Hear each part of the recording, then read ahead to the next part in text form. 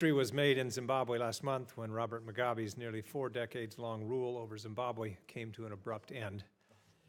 Initially deposed by the military and placed under house arrest, Mugabe refused to resign. His ZANU-PF party removed Mugabe as its leader and replaced him with Emmerson Mnangagwa. Now, days later, Mugabe resigned just after Parliament began impeachment proceedings, and Mnangagwa was sworn in as Zimbabwe's new president on November 24th.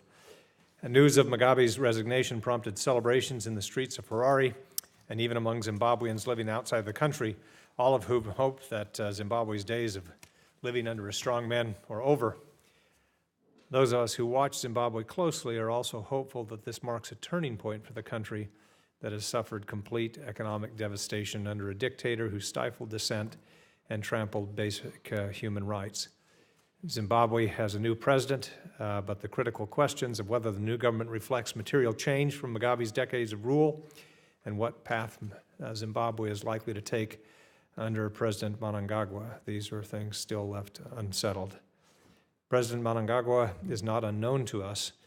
Until his dismissal as first vice president last month, he'd been closely allied with President Mugabe since Mugabe's rise to power. He stands accused of orchestrating a string of massacres in the early 1980s to consolidate Mugabe's power, leaving as many as 20,000 people dead in Matabeleland. His cabinet picks have disappointed many who are hoping for a new coalition government.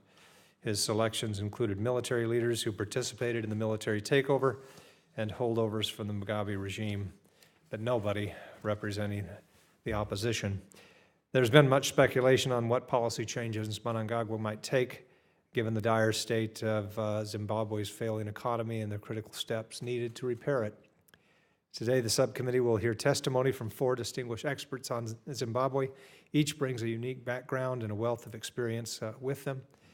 I thank each of you for your time and sharing your expertise with us. I know that each of you have rearranged your schedules to travel to Washington for this hearing, and on behalf of the committee, I thank you for it. Let me just say, as a personal note, I lived in Zimbabwe for a time in the early 1980s, at a time there was great hope for this new democracy. And that hope faded sometime in the 90s. And it has become a nightmare for so many Zimbabweans living there and their families abroad.